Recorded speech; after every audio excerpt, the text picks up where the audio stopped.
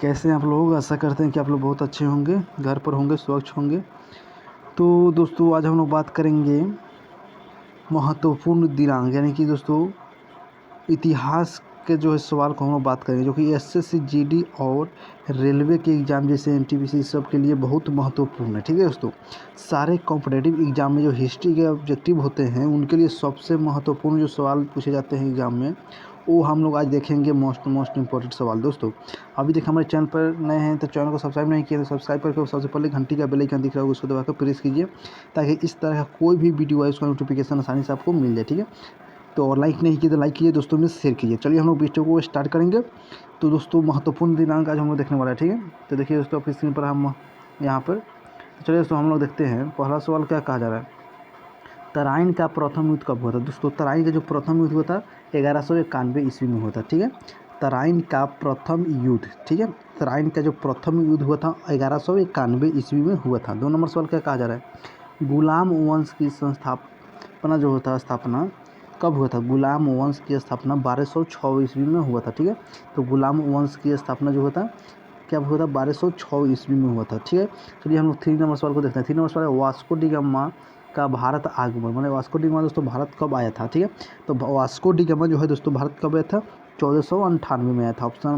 Option है ये sorry दोस्तों, तो इसका 1498 आंसर हो जाएगा। ठीक है, अगला है 4 नंबर, पानीपत का प्रथम युद्ध कब हुआ था। दोस्तों पानीपत का प्रथम युद्ध 1526 ईस्वी में हुआ था। ठीक है, और इसका आंसर क्या हो जाएगा, 1526। तो पानीपत का प्रथम युद्ध 1526 ईस्वी में हुआ था। पहला सवाल था तराइन का प्रथम युद्ध 1191, गुलाम वंश की स्थापना जो हुआ था दोस्तों 1206 में हुआ था। वास्को डी गामा भारत कब आया था, 1498 में। आइए 4 नंबर सवाल था हमारा, पानीपत का प्रथम युद्ध 1526 ईस्वी में हुआ था। ठीक है, अगला है 5 नंबर। ठीक है, 5 नंबर सवाल क्या है, पानीपत का द्वितीय युद्ध हुआ था। तो पानीपत का द्वितीय युद्ध कब हुआ था दोस्तों, 1556 ईस्वी में हुआ था। ठीक है, तो पानीपत का द्वितीय युद्ध जो है दोस्तों 1556 ईस्वी में हुआ था। अगला नेक्स्ट सवाल 6 नंबर है। 6 नंबर क्या है, पानीपत का तृतीय युद्ध है। तो पानीपत का तृतीय युद्ध जो है दोस्तों 1761 ईस्वी में हुआ था। ठीक है, 1761 ईस्वी इसका राइट आंसर हो जाएगा। ठीक है, तो पानीपत का तृतीय युद्ध 1761 ईस्वी में हुआ था। ठीक है, चलिए हम लोग 7 नंबर सवाल को देखते हैं। हल्दी घाटी का युद्ध हुआ था। हल्दी घाटी का युद्ध दोस्तों सब सारे जो जितने भी इसमें आप लोग देखेंगे आज सारे के सारे बहुत इंपॉर्टेंट है। ठीक है दोस्तों, जो कि उसमें मानिए इसी में से पूछा जाएगा, हर हाल में पूछा जाएगा। ठीक है दोस्तों, इसमें से आपको जरूर देखने को कुछ मिलेगा। तो चलिए दोस्तों हम लोग देखते हैं 7 नंबर, हल्दी घाटी का युद्ध जो हुआ था। हल्दी घाटी का युद्ध वो 1576 ईस्वी में हुआ था। ठीक है दोस्तों, 1576 ईस्वी में हुआ था हल्दी घाटी का युद्ध। ठीक है, अगला हम लोग नेक्स्ट सवाल 8 नंबर देखते हैं। 8 नंबर सवाल क्या है, प्लासी का युद्ध कब हुआ था। दोस्तों प्लासी का जो युद्ध हुआ था दोस्तों 1757 ईस्वी में हुआ था। ठीक है, तो प्लासी का युद्ध कब हुआ था, 1757 ईस्वी में हुआ था। ठीक है दोस्तों, तो हम लोग देख लिए प्लासी का युद्ध 1757 ईस्वी में हुआ था। अगला 9 नंबर सवाल है, बक्सर का युद्ध कब हुआ दोस्तों। तो बक्सर का युद्ध कब हुआ था, 1764 ईस्वी में, इसका राइट आंसर हो जाएगा। ठीक है, तो बक्सर का युद्ध 1764 ईस्वी में हुआ था। आप प्लासी का युद्ध 1757 ईस्वी में। ठीक है दोस्तों, आप लोग कैसे रख सकते हैं कि प्लासी का युद्ध दोस्तों 1757 और बक्सर का युद्ध 1764। ठीक है दोस्तों, तो आप लोग इस तरह याद रख सकते हैं आगे पीछे। अगला नेक्स्ट सवाल 10 नंबर, बंगाल में प्रथम विभाजन कब हुआ था। दोस्तों बंगाल में जो प्रथम विभाजन हुआ था कब हुआ था, 1905 ईस्वी में हुआ था। ठीक है दोस्तों, बंगाल में प्रथम जो विभाजन हुआ था 1905 ईस्वी में हुआ था। ठीक है, अगला नेक्स्ट सवाल है 11 नंबर, मुस्लिम लीग की स्थापना कब हुआ था दोस्तों।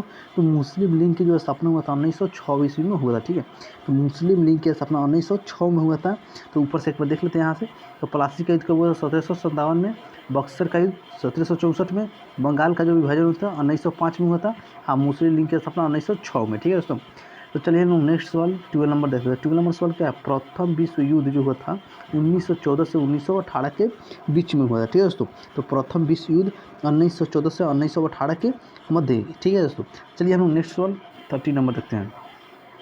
द्वितीय विश्व युद्ध जो हुआ था दोस्तों, द्वितीय विश्व युद्ध 1939 से 45 के मध्य चला था। ठीक है दोस्तों, तो 1939 के 1945 के बीच में जो है दोस्तों द्वितीय विश्व युद्ध क्या था, चल रहा था, जो कि 1939 से 1945 के बीच। ठीक है, अगला नेक्स्ट सवाल है 14 नंबर। 14 नंबर सवाल है, असहयोग आंदोलन जो है दोस्तों 1920 से 1922। ठीक है, तो 1920 से 1922 के बीच जो है असहयोग आंदोलन चला था। ठीक है, चलिए, जो कि महात्मा गांधी के नेतृत्व में किया गया था। ठीक है, तो चलिए हम लोग नेक्स्ट सवाल 50 नंबर, साइमन कमीशन का आगमन, साइमन कमीशन का जो आगमन हुआ था कब हुआ था दोस्तों, तो है 1928 में, ठीक है।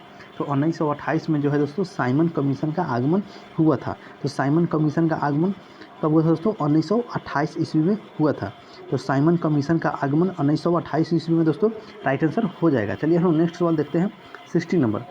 दांडी मार्च नमक सत्याग्रह दोस्तों कब हुआ था, तो दांडी मार्च नमक सत्याग्रह जो हुआ था दोस्तों 1930 ईस्वी में हुआ था। तो दांडी मार्च नमक सत्याग्रह कब हुआ था, 1930 ईस्वी में, ठीक है। अगला नेक्स्ट सवाल 17 नंबर देख लेते हैं। महात्मा गांधी की हत्या जो हुई थी दोस्तों, कौन हत्या कब हुई थी दोस्तों, 1948 ईस्वी में, जो कि 1948 ईस्वी में जो कि गोली इनको मार दिया गया था, ठीक है दोस्तों। इनको क्या किया गया था, गोली मार दिया गया था, ठीक है। चलिए हम नेक्स्ट सवाल 80 नंबर देखते हैं। चीन का भारत पर आक्रमण कब हुआ, तो चीन ने जो है भारत पर आक्रमण कब किया था, 1962 ईस्वी में किया था, ठीक है दोस्तों। 1962 ईस्वी इसका राइट आंसर हो जाएगा। तो चीन का जो भारत पर आक्रमण किया था, चीन जो है भारत पर कब आक्रमण किया था, तो है 1922 में। अगला नेक्स्ट सवाल है 19 नंबर।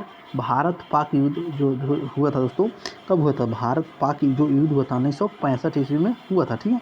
तो भारत पाक युद्ध 1965 में। वहीं अगर बात किया जाए, यहाँ देखिए यहाँ बक्सर को 1764, यहाँ पर बात कर लिया जाए दोस्तों भारत पाक युद्ध 1965, ठीक है दोस्तों।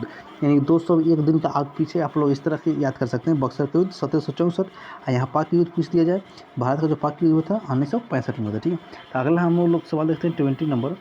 ताशकंद समझौता कब हुआ था, ताशकंद जो समझौता हुआ था दोस्तों 1966 ईस्वी में हुआ था, ठीक है। तो ताशकंद जो समझौता हुआ था 1966 ईस्वी में हुआ था। अगला नेक्स्ट सवाल है 21 नंबर। कारगिल युद्ध जो हुआ था तो कारगिल युद्ध कब हुआ था, 1999 में हुआ था, ठीक है, 1999। तो कारगिल युद्ध जो दोस्तों हुआ था कब हुआ था, 1999 ईस्वी में हुआ था कारगिल युद्ध, ठीक है। अगला हम नेक्स्ट सवाल देख लेते हैं 22 नंबर। चीन क्रांति जो हुआ था दोस्तों कब हुआ था, चीन जो क्रांति हुआ था 1911 ईस्वी में हुआ था। चीन का क्रांति कब हुआ था, 1911 ईस्वी राइट आंसर हो जाएगा, ठीक है। तो चलिए दोस्तों चीन की क्रांति 1911 में और कारगिल युद्ध 1999 में हुआ था, ठीक है। अगला हम लोग सवाल देख लेते हैं 23 नंबर। फ्रांसीसी क्रांति जो दोस्तों हुआ था कब हुआ था, फ्रांसीसी, तो फ्रांसीसी क्रांति जो दोस्तों हुआ था 1789 ईस्वी में हुआ था फ्रांसीसी क्रांति, ठीक है। और चीनी क्रांति 1911 में, और फ्रांसीसी क्रांति 1789 ईस्वी में हुआ था, ठीक है। तो इसका आंसर 1789 ईस्वी हो जाएगा। अगला नेक्स्ट हुआ है 24 नंबर। रूसी क्रांति जो हुआ था 1917 में हुआ था, जो कि चंपारण सत्याग्रह का समय था उस समय, ठीक है दोस्तों। तो रूसी क्रांति 1917 ईस्वी में हुआ था। चलिए हम अगला नेक्स्ट सवाल देखते हैं 25 नंबर। मरले मीटो सुधार तो कब हुआ था, मरले मीटो सुधार जो शुरू हुआ था 1909 ईस्वी में हुआ था, ठीक है दोस्तों। तो ये मेरा हिस्ट्री का जो मोस्ट इंपॉर्टेंट सवाल था। अगला हम लोग अब इसमें आएंगे जो कि विटामिन से रिलेटेड है, ठीक है दोस्तों। तो इसमें जो हम लोग देखेंगे विटामिन से रिलेटेड सवाल देखने वाले हैं। दोस्तों अपने हमारे चैनल को सब्सक्राइब नहीं किए तो सब्सक्राइब करके सबसे पहले घंटी का बेल आइकन दिख रहा हो उसको दबाकर प्रेस कीजिए, ताकि इस तरह का डेली वीडियो आए हमारा सबसे पहले आप तक आसानी से मिल जाए और आप लोग सबसे पहले देखें, ठीक है। तो चलिए दोस्तों हम लोग देखते हैं विटामिन से रिलेटेड सवाल। दोस्तों विटामिन ए, ठीक है। तो विटामिन ए का मतलब क्या होता है कि विटामिन ए को क्या कहते हैं, रतौंधी रोग, जिसके कारण क्या होता है दोस्तों, रतौंधी रोग होता है, ठीक है। देखिए विटामिन ए के कारण रतौंधी रोग यानी संक्रमणों का खतरा, जिसको हम जीरोपथैलियम कह देते हैं, ठीक है दोस्तों। जीरोपथैलियमा जो है दोस्तों, मिया जो है दोस्तों, इसे क्या कहते हैं, जीरोपथैलमिया, ठीक है। तो ये जो है रतौंधी रोग के कारण होता है विटामिन ए, ठीक है। अगला हम नेक्स्ट सवाल इसका 2 नंबर देखते हैं विटामिन B1 के कारण, ठीक है। तो विटामिन B1 का जो होता है वो बेरी के कारण होता है, ठीक है। विटामिन जो B1 है वो बेरी रोग के कारण होता है। अगर विटामिन B2 का बात किया जाए तो त्वचा का फटना, आँखों का लाल होना, ये विटामिन B का कारण होता है, ठीक है। B2 का विटामिन, अगर B1 की अगर बात किया जाए तो विटामिन जो B1 होता है दोस्तों बेरी के कारण होता है, ठीक है। विटामिन B1 जो होता है दोस्तों बेरी होता है।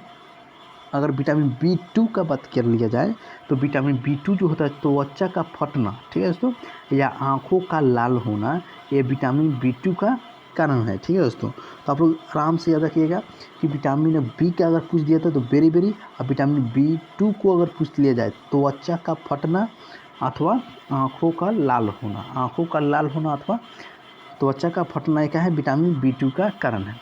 अगला है विटामिन B3।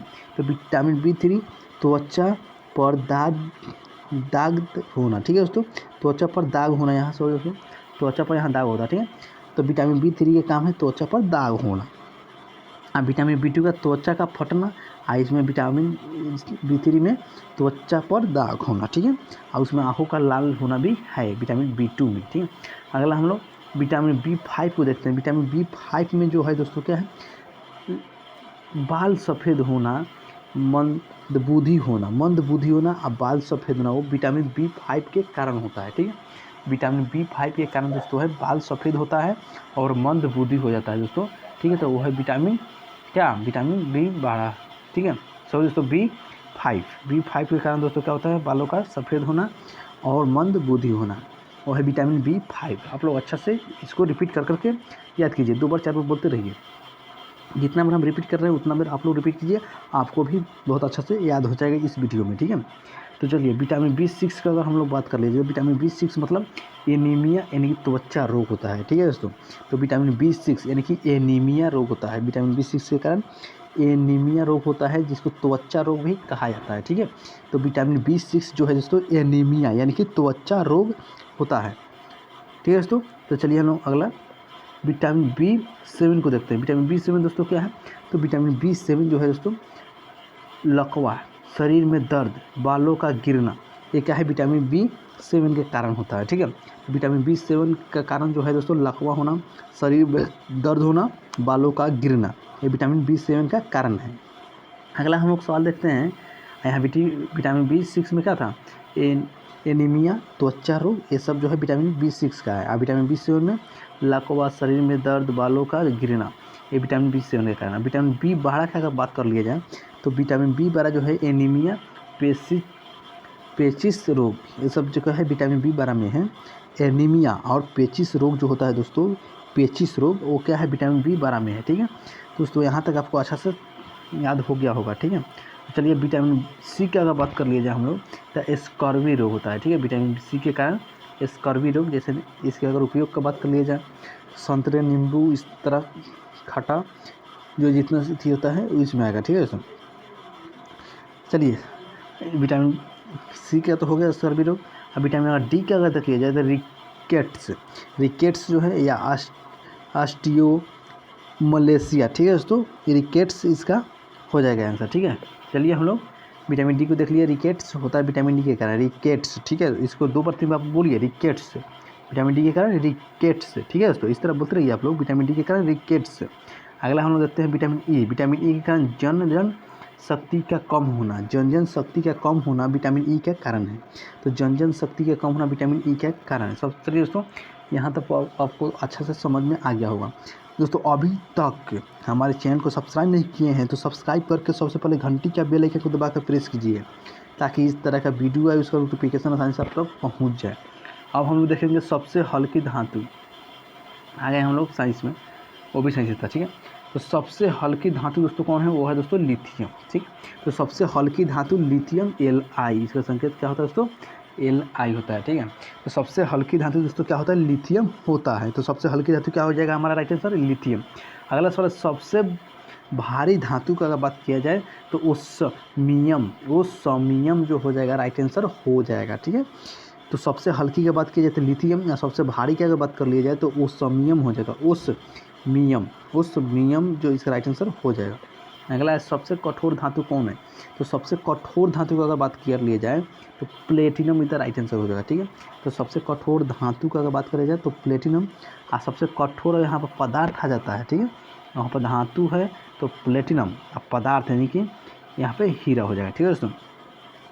पदार्थ यानी कि हीरा इधर करेक्ट आंसर हो जाएगा, ठीक है। तो सबसे कठोर धातु प्लेटिनम इधर राइट होगा, और सबसे कठोर पदार्थ हीरा होगा, ठीक है। अगला हम लोग नेक्स्ट बात देखते हैं, सबसे उत्तम कोयला है, तो सबसे उत्तम कोयला क्या है, एंथ्रासाइट, ठीक है दोस्तों।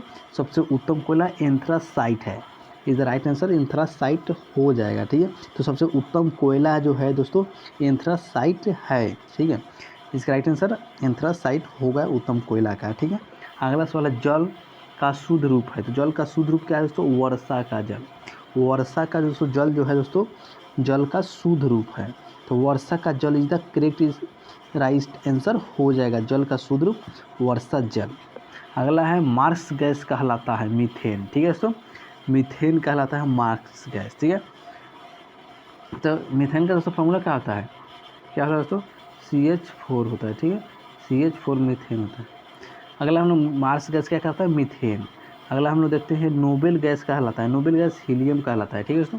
तो नोबेल गैस का अगर क्वेश्चन आ जाता है तो हीलियम, और मार्क्स गैस आता है तो मीथेन, मार्क्स गैस आता है तो मीथेन हो जाएगा, नोबेल गैस आता है तो helium is the correct answer हो जाएगा। तो नोबेल गैस की अगर बात करेंगे तो हीलियम, और मार्क्स गैस का मीथेन, ठीक है दोस्तों, मार्क्स गैस का मीथेन और नोबेल गैस का हीलियम। अगला हम उससे विद्युत धारा मापी जाती है, तो विद्युत धारा मापी जाती है आमीटर से, ठीक है दोस्तों। तो विद्युत धारा किससे मापी जाती है, आमीटर से मापी जाती है, ठीक है। पारा का प्रमुख अयस्क है, तो पारा का प्रमुख अयस्क जो है सीने बार है, ठीक है दोस्तों। तो पारा का प्रमुख अयस्क जो है दोस्तों सीने बार है, पारा का प्रमुख अयस्क सीने बार है। दोस्तों ये रहा आज का हमारे इस सेशन का मोस्ट इम्पोर्टेंट जीके और जीएस का सवाल, ठीक है दोस्तों। आशा करते हैं कि आप लोग को बहुत अच्छी इजीली याद हो गया होगा इस वीडियो में। तो दोस्तों अभी तक हमारे चैनल को आप लोग सब्सक्राइब नहीं किए, सब्सक्राइब करके दोस्तों में शेयर कर दीजिए, ताकि इस तरह कोई भी वीडियो ऐसा नोटिफिकेशन आसानी से आप तक पहुँच जाए, और बेल आइकन को दबा के प्रेस कर लीजिए तो ही, तो इस तरह नहीं जाएगा नोटिफिकेशन, ठीक है। और लाइक नहीं किए हैं तो लाइक भी कर दीजिए, ठीक है, तो लाइक भी कर दीजिए, ठीक है दोस्तों। चलिए हम मिलते हैं नेक्स्ट वीडियो में, जय हिंद जय भारत।